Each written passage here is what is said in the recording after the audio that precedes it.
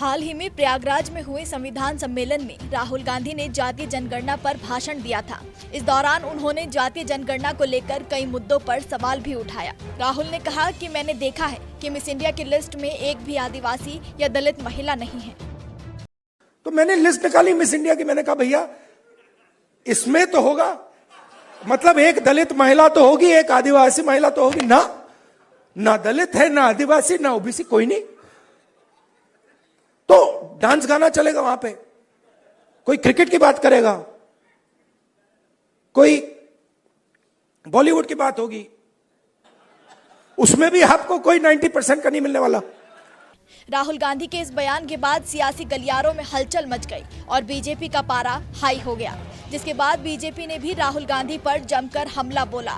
सबसे पहले केंद्रीय मंत्री और बीजेपी नेता किरेन रिजिजू ने राहुल गांधी पर निशाना साधते हुए उन्हें बाल बुद्धि और विभाजनकारी व्यक्ति बताया। इतना ही नहीं, दूसरे ट्वीट में केंद्रीय मंत्री ने कांग्रेस नेता को याद दिलाया कि मिस इंडिया एक निजी सौंदर्य प्रतियोगिता है। उन्होंने ट्वीट में लिखा कि राहुल गांधी जी, सरकारें मिस इंडिया का चयन नहीं करती हैं, सरकारें ओलंपिक के लिए एथलीटों का चयन नहीं करती हैं और सरकारें फिल्मों के लिए अभिनेताओं का चयन नहीं करती हैं। राहुल गांधी की टिप्पणी पर कड़ी प्रतिक्रिया देते हुए भाजपा नेता मनोज तिवारी ने कहा कि कांग्रेस नेता को इलाज और मानसिक स्वास्थ्य जांच की जरूरत है।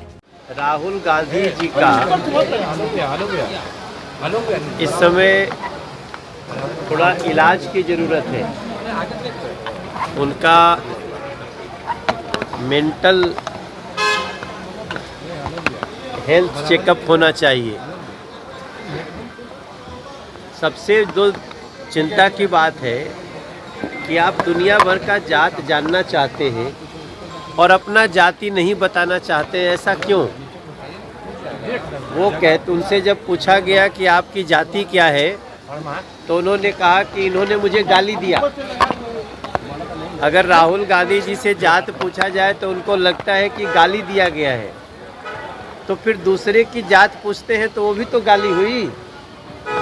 तो वो सबको गाली देना चाहते हैं और अपने को उससे बचाना चाहते हैं। तो मैं समझता हूँ ऐसे व्यक्ति का मेंटल हेल्थ चेकअप होना चाहिए।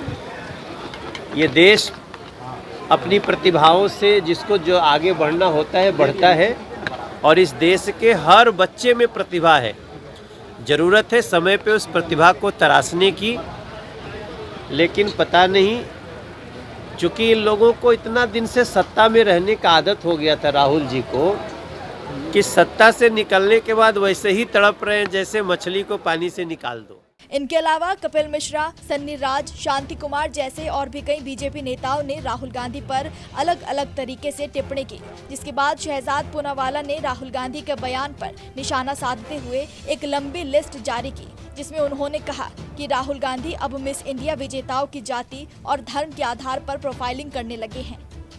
ये स्पष्ट है कि राहुल गांधी इस मुद्दे पर ना तो गंभीर हैं और ना ही सच्चे हैं। वैसे भारत का पहला आदिवासी राष्ट्रपति किसने बनाया? एनडीए ने। कि एससी, एसटी, ओबीसी माइनॉरिटी की जो महिलाएं हैं उनको इसमें मौका नहीं मिलता। राहुल गांधी जी, पहले तो अब बाल बुद्धि की तरफ पेश ना आए। ये भारत सरकार का कोई इवेंट नहीं, ये तो निजी इवेंट है। पर जब से ये शुरू हुआ है, हर बैकग्राउंड की महिला को इसमें अवसर मिला है। वो जीती भी है, चाहे वो हिंदू हो, मुस्लिम हो, सिख हो, क्रिश्चियन हो, पारसी हो। और हाँ, सबसे महत्वपूर्ण आपके लिए, निहारिका सिंह नाम की दलित बेटी भी जीती है। रिया टर्की हो, रिया इक्का हो जो आदिवासी समाज से आती है, या ऐश्वर्या राय हो जिसका मजाक आपने उड़ाया, वो ओबीसी समाज से आती है, वो तो मिस वर्ल्ड बनी, आपने उनका मजाक उड़ाया। सवाल ये नहीं है, सवाल ये है कि आपका परिवार 70 वर्षों तक सत्ता में था, आपने एक आदिवासी की बेटी को राष्ट्रपति क्यों नहीं बनाया? पहली बार द्रौपदी मुर्मू अगर आदिवासी बेटी अगर राष्ट्रपति बनी तो वो नरेंद्र मोदी जी की सरकार ने बनाया। और सवाल ये भी पैदा होता है कि कब तक आप केवल जातियों के कार्ड से लोगों को बांटते रहेंगे। शहजाद पूनावाला ने जिस लिस्ट को अपने ट्वीट में शामिल किया है उसमें रिया इक्का, रिया टिर्के और निहारिका सिंह के नाम का जिक्र किया। शहजाद का कहना है कि रिया इक्का छत्तीसगढ़ से आने वाली एक आदिवासी लड़की है जिसने 2022 में मिस इंडिया का खिताब हासिल किया। वहीं उस साल में झारखंड को रिप्रेजेंट करने वाली रिया टिर्के भी आदिवासी समाज से आती है और फेमिना मिस इंडिया 2022 के ग्रैंड फिनाले में पहुंची थी। हालांकि कुछ मीडिया रिपोर्ट्स ने इन लड़कियों के नामों की जांच की तो पता चला कि Riya Ekka mister Mrs and kids India 2022 की विजेता थी और ये कंपटीशन भी छत्तीसगढ़ में ही हुआ था।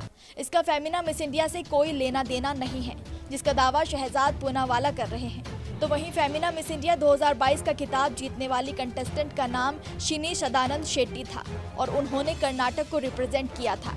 फिलहाल राहुल गांधी पर बीजेपी का हमला जारी है और तरह तरह के दावों के साथ बीजेपी लगातार राहुल गांधी को घेर रही है।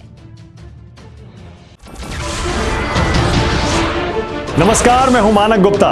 अगर आपको हमारा ये वीडियो पसंद आया हो तो इसे लाइक और शेयर जरूर करें और हाँ, हमें सब्सक्राइब और फॉलो करना ना भूलें ताकि आप देश और दुनिया की कोई खबर मिस ना करें।